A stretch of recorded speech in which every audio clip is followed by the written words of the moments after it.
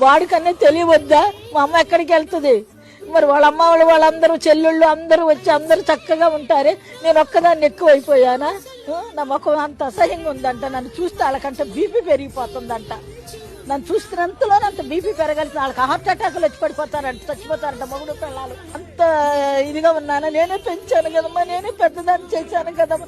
తిన్నామో తినలేదు, నేను పాలిస్తే పెద్ద అయ్యాడు, నా పొట్టలో వస్తే పెద్ద అయ్యాడు, నా బ్లడ్లోనే ఆడు బ్లడ్ తీసేయగలడా, నా బ్లడ్ బయటకు లాగలడా?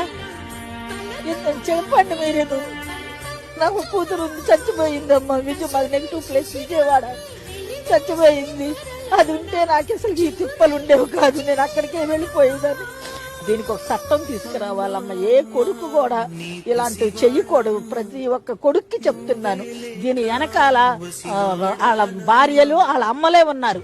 భార్య చెప్పుకోవాలిగా, మా అమ్మ ఒక్కదాయే ఉంది, మా అమ్మకి ఎవరు లేరు, మా అమ్మ తప్పించి నాకు మా అమ్మే ఉంది కాబట్టి మా అమ్మ నా దగ్గరే ఉంటుందని చెప్పాలి కదా.